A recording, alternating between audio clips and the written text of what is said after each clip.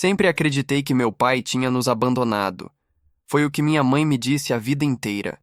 Que ele era um covarde, que nos deixou sem olhar para trás, que escolheu a liberdade em vez da responsabilidade. Cresci odiando um homem que nunca conheci. Mas quando subi naquele sótão empoeirado depois do enterro da minha mãe, o que encontrei mudou tudo. Porque ali, entre caixas velhas e móveis cobertos de pó, estava a prova de que tudo o que me contaram era mentira. E essa descoberta não só destruiu a imagem que eu tinha da minha mãe, mas me fez questionar cada escolha que fiz nos últimos 32 anos. Meu nome é Gabriel. Tenho 32 anos e acabei de enterrar a única família que achava que tinha. Minha mãe morreu de câncer 3 semanas atrás. Foi rápido, agressivo, sem chance de luta. Nos últimos dias, dopada de morfina, ela repetia o mesmo roteiro de sempre. Que tinha feito tudo sozinha. Que me criou sem ajuda de ninguém. Que meu pai era um fantasma que não merecia ser lembrado. Eu acreditei nela. Por 32 anos, acreditei em cada palavra. A casa onde cresci ficava em um bairro antigo, com ruas de paralelepípedos e árvores que pareciam tocar o céu. Era pequena, 2 quartos, um banheiro, uma cozinha minúscula. Minha mãe trabalhava como costureira, passava noites em claro consertando roupas de gente rica para pagar as contas. Eu a via envelhecer rápido, as mãos calejadas, as costas curvadas sobre a máquina de costura. Ela nunca reclamava. Só repetia que fazia aquilo porque meu pai tinha sumido, porque ela não tinha escolha. Depois do funeral, voltei para esvaziar a casa. Era uma tarefa que eu evitava, mas precisava ser feita. Os móveis iriam para doação, as roupas também. Eu só queria guardar algumas fotos, talvez um ou outro objeto com valor sentimental. Foi quando vi o alçapão no teto do corredor. Nunca tinha reparado nele antes, ou talvez tivesse reparado e simplesmente ignorado. Sótãos sempre pareceram lugares esquecidos, cheios de coisas que ninguém quer, mas ninguém tem coragem de jogar fora. Subi uma escada velha, empurrei a tampa de madeira e entrei. O cheiro era de mofo e tempo parado. Havia caixas empilhadas, malas antigas, um manequim de costura quebrado. Comecei a abrir as caixas sem expectativa. Roupas velhas, revistas dos anos 90, enfeites de Natal, nada que importasse. Mas então vi uma caixa de sapatos no canto, embaixo de um cobertor rasgado. Algo me fez pegá-la. Talvez a forma como estava escondida, como se alguém tivesse colocado ali de propósito, longe dos olhos. Abri, dentro havia cartas, dezenas delas, todas endereçadas para mim. Gabriel Silva, com o endereço da nossa casa, escrito à mão em uma caligrafia firme e cuidadosa. O remetente era sempre o mesmo, Marcelo Silva, meu pai. As cartas tinham datas. A primeira era de 2 meses depois que ele supostamente nos abandonou. A última era de 3 anos atrás. 30 anos de cartas, 30 anos de palavras que nunca chegaram até mim. Peguei a primeira com as mãos tremendo. A carta começava pedindo desculpas. Dizia que ele não tinha abandonado ninguém, que minha mãe o tinha expulsado de casa, que ela disse que não queria mais vê-lo, que ele era um peso, que ele tentou lutar, mas ela ameaçou conseguir uma ordem de restrição, que ele mandava dinheiro todo mês, mas minha mãe recusava, que ele escrevia para mim porque queria que eu soubesse a verdade, que ele nunca tinha deixado de me amar, que esperava que um dia eu pudesse conhecê-lo. Li carta após carta. Todas diziam a mesma coisa. Ele perguntava como eu estava. Falava sobre a vida dele. Contava que tinha tentado me ver na escola, mas minha mãe tinha ameaçado chamar a polícia. Dizia que respeitava a decisão dela, mas que nunca pararia de escrever. Que um dia eu saberia a verdade. As cartas eram cheias de amor, de saudade, de uma dor que eu podia sentir através do papel amarelado. Minha mãe tinha escondido tudo. Cada carta, cada tentativa de contato, cada prova de que meu pai não era o monstro que ela pintou. Ela construiu uma narrativa e me trancou dentro dela. E eu acreditei. Eu odiei um homem que nunca me abandonou. Um homem que passou 3 décadas escrevendo para um filho que nunca respondeu porque nunca soube que as cartas existiam. Se você já descobriu que tudo o que acreditava era mentira, se já sentiu o chão desaparecer debaixo dos seus pés, se inscreva neste canal. Aqui compartilhamos histórias de homens que precisaram reconstruir suas verdades do zero. Porque às vezes, as maiores traições vêm de quem mais amamos.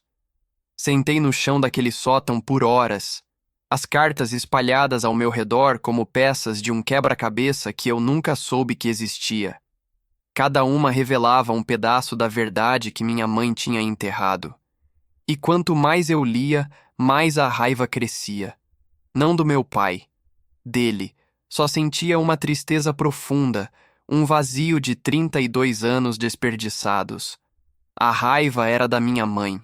Da mulher que passei a vida defendendo, admirando, colocando em um pedestal.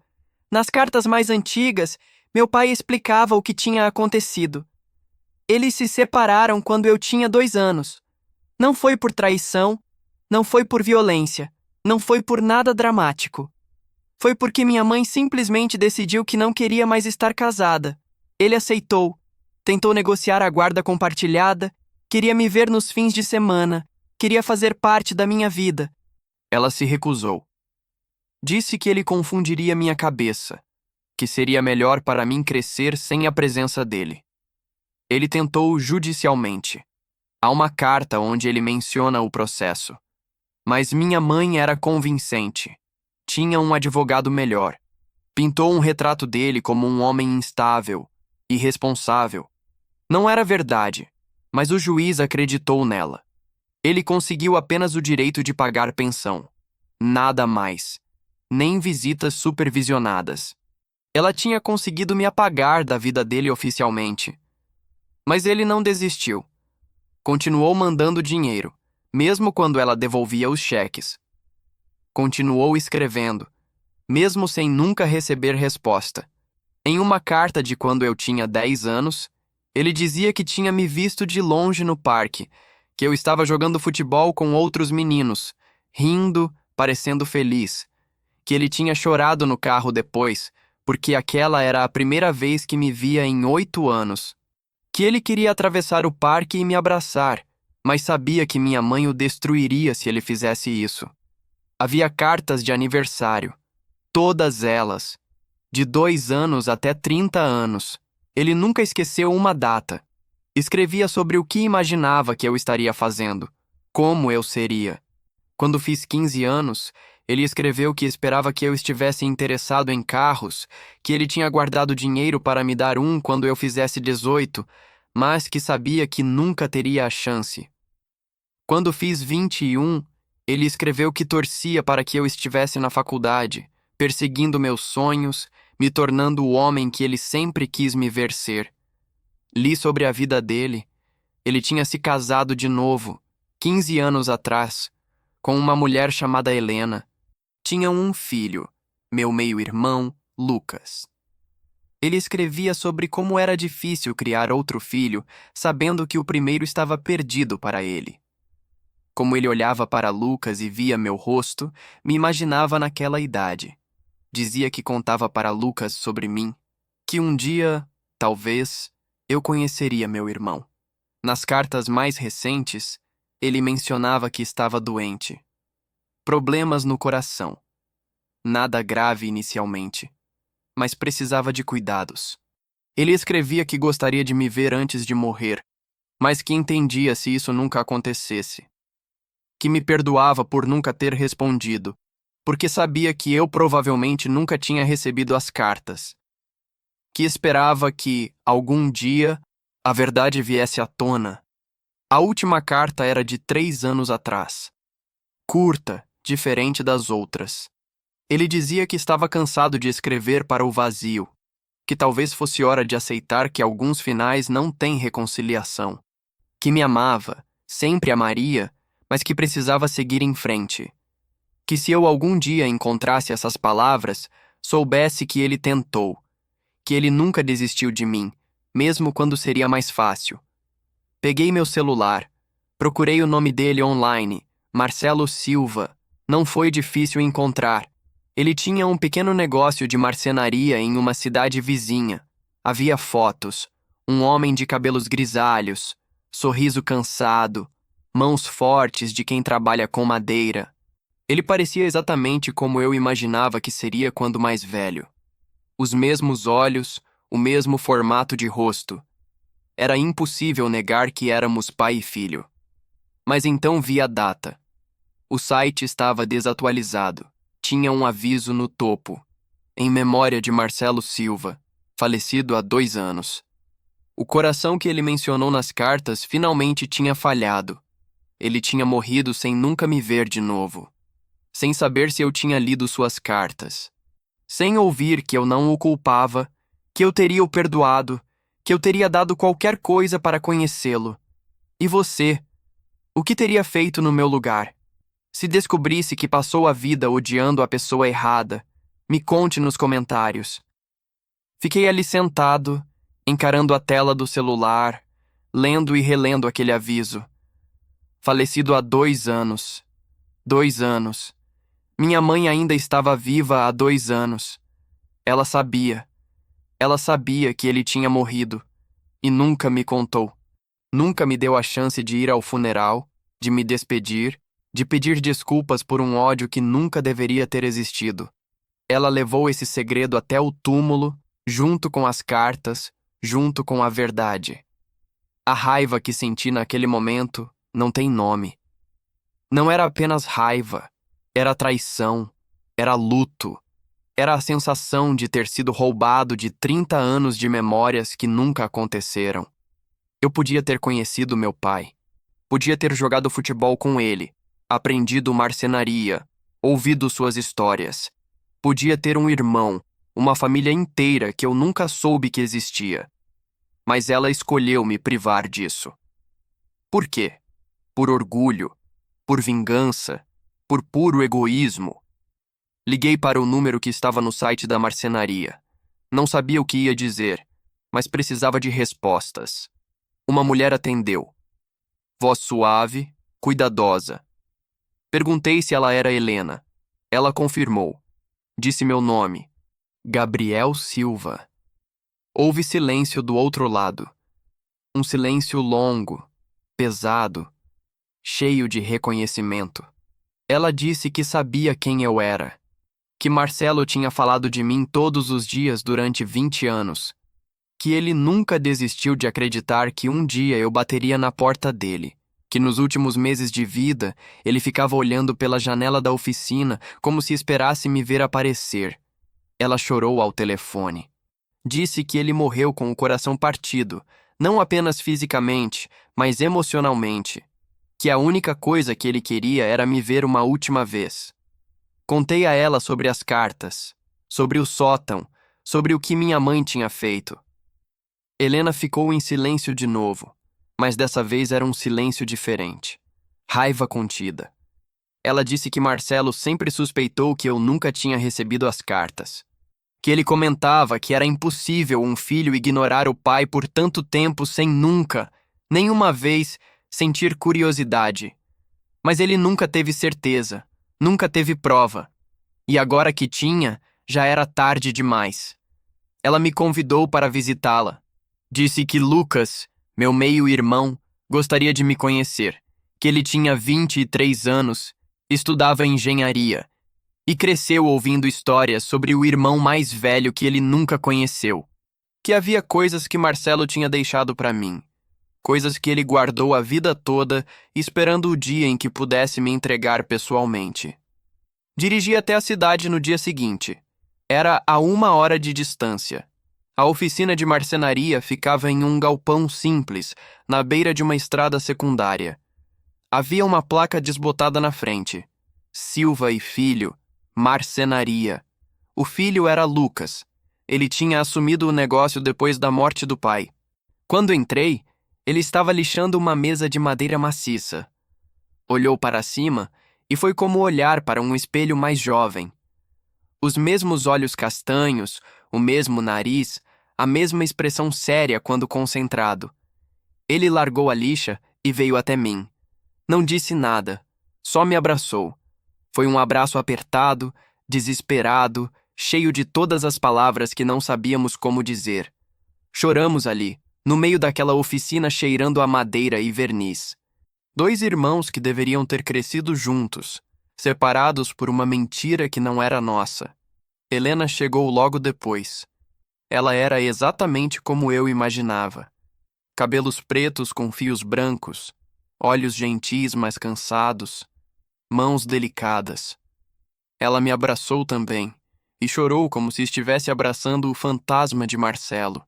Disse que eu era igualzinho a ele, que a forma como eu andava, como eu olhava ao redor, tudo nela gritava Silva. Ela me levou para uma sala nos fundos da oficina. Havia uma escrivaninha antiga, cadernos empilhados, ferramentas organizadas. E em cima da mesa, uma caixa de madeira trabalhada à mão. Ela disse que Marcelo tinha feito aquela caixa para mim, que ele trabalhou nela durante meses, entalhando meu nome na tampa, cada letra feita com uma precisão obsessiva, que dentro havia tudo que ele queria me dar quando nos reencontrássemos. Abri a caixa, dentro havia fotos. Fotos minhas que eu nunca soube que existiam. Ele tinha me fotografado de longe durante anos. No parque, na escola, na formatura do ensino médio. Ele estava sempre lá, escondido, observando de uma distância segura. Havia também um relógio. O relógio do avô dele, que deveria ter passado de pai para filho. Havia um caderno cheio de anotações, conselhos que ele queria me dar. Coisas sobre a vida, sobre ser homem, sobre não cometer os mesmos erros que ele cometeu. E no fundo da caixa havia uma carta, a última que ele escreveu, endereçada a mim, mas nunca enviada. Abri com as mãos tremendo. Se esta história está te fazendo sentir algo, se você acredita que há justiça no que está por vir, deixe seu like neste vídeo. Seu apoio mantém estas histórias vivas. A carta começava de forma diferente das outras. Não havia data. Apenas meu nome no topo, escrito com a mesma caligrafia cuidadosa que eu tinha aprendido a reconhecer. Meu filho Gabriel. As duas palavras que ele nunca teve a chance de me dizer pessoalmente. Ele escrevia que aquela seria a última carta, que os médicos tinham dado o diagnóstico final, que seu coração estava falhando e não havia mais o que fazer, que ele tinha feito as pazes com a morte, mas não com o fato de morrer sem me conhecer de verdade. Dizia que não me culpava, que entendia que eu tinha sido criado acreditando em uma versão dele que não era real, que esperava que algum dia, de alguma forma, eu descobrisse a verdade. Mas então a carta mudava de tom. Ele escrevia sobre minha mãe, não com raiva, mas com uma tristeza profunda. Dizia que a amou um dia, que ela não era má, apenas quebrada de formas que ele nunca conseguiu consertar. Que ela tinha tido uma infância difícil, um pai ausente, uma mãe crítica, que ela tinha medo de ser abandonada. Então abandonou primeiro. Que ela construiu muros tão altos ao redor dela que acabou trancando todo mundo para fora, inclusive eu. Ele escrevia que me perdoava por nunca ter respondido às cartas, e que perdoava minha mãe também, mesmo ela nunca tendo pedido perdão. Que guardar rancor era como beber veneno esperando que a outra pessoa morresse. Que ele tinha aprendido a deixar ir, a encontrar paz na família que tinha, mesmo sentindo falta da que perdeu. Mas então, nas últimas linhas, havia algo diferente. Uma revelação que eu não esperava. Ele contava que minha mãe tinha ido visitá-lo, 3 meses antes dele morrer. Ela apareceu na oficina sem avisar, pela primeira vez em mais de 20 anos. Ele achou que ela tinha vindo para fazer as pazes, para finalmente deixá-lo me ver. Mas não foi isso. Ela tinha vindo para pedir dinheiro. Minha mãe tinha dívidas. Muitas dívidas. Ela tinha feito empréstimos que não conseguia pagar, tinha cartões de crédito estourados, estava prestes a perder a casa. Ela sabia que Marcelo tinha um negócio, que ele tinha construído algo estável ao longo dos anos. Ela queria que ele pagasse as dívidas dela. Disse que ele devia isso a ela, por todos os anos que ela me criou sozinha, todos os anos que ele não estava presente. Marcelo ficou chocado, não pela audácia do pedido, mas pela forma como ela ainda acreditava na própria mentira, como ela tinha convencido a si mesma de que era a vítima, de que ele era o vilão. Ele perguntou se eu sabia das cartas. Ela disse que não, que tinha queimado todas. Ele perguntou por quê. Ela respondeu que era mais fácil assim. Mais fácil para quem? Ele quis saber. Para mim, ela disse. Mais fácil para eu crescer odiando um fantasma do que amando um pai que eu não podia ter. Ele se recusou a dar o dinheiro. Não por vingança, mas porque sabia que dar dinheiro não resolveria nada, que ela voltaria a se endividar, que o problema não era financeiro, era mais profundo. Ele ofereceu ajudá-la de outras formas. Terapia, planejamento financeiro, até uma vaga na oficina se ela quisesse trabalhar. Mas a condição era uma só. Ela teria que me contar a verdade. Teria que me dar as cartas, me deixar decidir se eu queria conhecê-lo ou não. Ela se recusou, gritou com ele, o chamou de egoísta, de cruel, disse que ele estava usando a situação dela para manipulá-la, para tentar entrar na minha vida de novo, que ele nunca tinha se importado com nada além do próprio orgulho. Ela saiu furiosa da oficina, e ele nunca mais a viu. 3 meses depois, ele estava morto.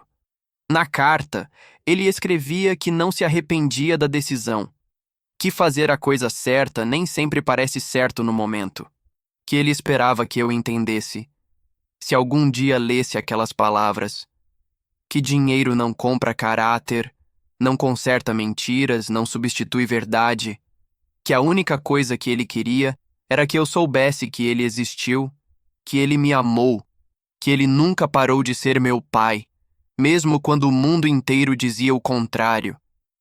A carta terminava com um pedido simples: que eu vivesse bem, que eu não deixasse a raiva consumir minha vida como quase consumiu a dele, que eu encontrasse pessoas que me amassem de verdade, não por obrigação, mas por escolha, que eu construísse algo que valesse a pena, algo que durasse além de mim, e que eu lembrasse sempre que ser abandonado por alguém nunca diz nada sobre seu valor.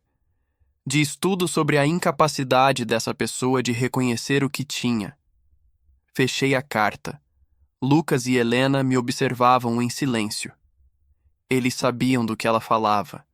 Helena confirmou. Disse que Marcelo tinha chegado em casa naquele dia destroçado, que ele tinha chorado pela primeira vez em anos. Não pela recusa em ajudar minha mãe, mas pela confirmação de que ela tinha escondido as cartas, de que ela tinha escolhido ativamente me manter longe dele. E foi naquele momento que tudo fez sentido. As dívidas da minha mãe. Eu as tinha descoberto depois da morte dela, quando os credores começaram a ligar. Eu pensei que fossem dívidas médicas, do tratamento do câncer. Mas agora eu entendia. Eram dívidas antigas. Ela tinha vivido acima das posses dela durante anos, tentando manter uma aparência, tentando provar algo. E quando o castelo de cartas desmoronou, ela foi atrás do único homem que ela sabia que tinha dinheiro guardado. O homem que ela tinha passado décadas demonizando. Sentei na oficina de Marcelo por horas naquela tarde. Lucas me mostrou os projetos que meu pai tinha feito. Mesas, cadeiras, estantes, cada peça trabalhada com uma dedicação obsessiva. Ele me contou histórias. Como Marcelo o ensinou a trabalhar com madeira, como ele era paciente, mas exigente, como ele falava de mim sempre que via um pai com o filho na rua. Lucas cresceu sabendo que tinha um irmão fantasma, uma presença ausente que ocupava espaço mesmo sem estar lá. Helena preparou o café. Ficamos conversando até escurecer. Ela me contou que Marcelo tinha guardado dinheiro para mim durante anos. Uma conta que ele nunca tocou, que cresceu lentamente com pequenos depósitos mensais. Ele chamava de fundo universitário, mesmo sem saber se eu já tinha terminado a faculdade. Mesmo sem saber se eu precisava. Era o gesto que importava. O gesto de um pai provendo para um filho que ele nunca pôde ver crescer. Ela me deu os documentos da conta, R$ 140.000. 30 anos de depósitos pequenos, mas constantes. R$ 300 por mês, todo mês, sem falhar uma vez. Era mais do que dinheiro. Era a prova tangível de amor, de compromisso, de um homem que cumpriu seu papel mesmo quando ninguém estava olhando. Mesmo quando seria mais fácil desistir. Recusei no início. Disse que não parecia certo, que eu não tinha feito nada para merecer aquilo. Lucas riu. Disse que eu soava exatamente como Marcelo, que ele também sempre achava que precisava merecer tudo, que nada era dado sem razão, mas que às vezes as coisas simplesmente são porque alguém te ama, sem condições, sem contratos. Aceitei o dinheiro. Não porque precisava, mas porque recusá-lo seria recusar o último presente que meu pai podia me dar. Voltei para casa naquela noite com a caixa de madeira no banco do passageiro. Entrei na casa vazia da minha mãe. O sótão ainda estava aberto, as cartas ainda espalhadas pelo chão. Juntei todas elas, cada uma. Li todas de novo, dessa vez sabendo o contexto completo. 30 anos de um homem implorando para ser pai. 30 anos de esperança morrendo lentamente, carta após carta sem resposta. Peguei meu celular e comecei a ligar para os números da agenda da minha mãe. Tias, primas, amigas dela. Contei a história para cada uma. Sobre as cartas, sobre Marcelo, sobre a verdade que ela escondeu. Algumas ficaram chocadas, outras, não tanto. Uma das primas me disse que sempre achou estranho que meu pai nunca tivesse tentado contato, que minha mãe era convincente, mas que às vezes havia inconsistências na história dela, coisas que não faziam sentido, mas ninguém questionava. Era mais fácil acreditar. Não fiz isso por vingança. Minha mãe estava morta. Não havia nada que eu pudesse fazer para puni-la. Fiz porque a verdade importa, porque Marcelo merecia que as pessoas soubessem o tipo de homem que ele foi, porque eu passei 32 anos odiando um fantasma, e não ia deixar que a mentira sobrevivesse a quem a criou. Vendi a casa da minha mãe. Usei o dinheiro para pagar as dívidas dela. O resto doei para uma instituição que ajuda pais separados a manter contato com os filhos. Pareceu apropriado. O dinheiro de Marcelo, os 140.000, e eu guardei. Não para mim, para o futuro. Se um dia eu tiver filhos, vou contar a história do avô deles. Do homem que eles nunca conheceram, mas que os amaria se tivesse tido a chance. Lucas e eu nos tornamos próximos. Não da noite para o dia, mas gradualmente. Ele me ensinou marcenaria nos fins de semana. Eu o ajudo com a contabilidade do negócio. Estamos construindo algo. Não substituindo o tempo perdido, isso é impossível, mas criando algo novo, uma irmandade que começou tarde demais, mas que ainda vale a pena. Há alguns meses, eu e Lucas abrimos uma segunda oficina. Colocamos o nome de Silva e Filhos, plural, porque agora somos 2. Há uma foto de Marcelo na parede, ele sorrindo na frente da primeira oficina, mãos sujas de serragem, olhos cheios de orgulho. Abaixo da foto, uma placa, em memória de um pai que nunca desistiu. De um homem que entendeu que ser pai não é apenas biologia. É escolha, é compromisso, é aparecer, mesmo quando ninguém está vendo. Aprendi algo nesses últimos meses, que as pessoas que mais amamos nem sempre são as que mais nos amam de volta. Que lealdade não é garantida pelo sangue. Que mentiras, mesmo bem intencionadas, destroem mais do que a verdade jamais destruiria. E que nunca é tarde demais para honrar quem merece ser honrado, mesmo que eles não estejam mais aqui para ver. Meu pai não me abandonou. Ele lutou por mim de todas as formas que pode. E embora eu tenha perdido a chance de conhecê-lo, agora sei quem ele foi. E isso, de alguma forma estranha, é suficiente. Não preenche o vazio, mas torna o vazio suportável. Porque agora sei que fui amado. Sempre fui. Só não sabia. Se você chegou até aqui, se esta história te impactou, deixe um comentário contando o que você teria feito no meu lugar. Você teria perdoado? Teria guardado rancor? Compartilhe este vídeo com alguém que precisa lembrar que nem tudo que nos contam é verdade. E se ainda não está inscrito, se inscreva.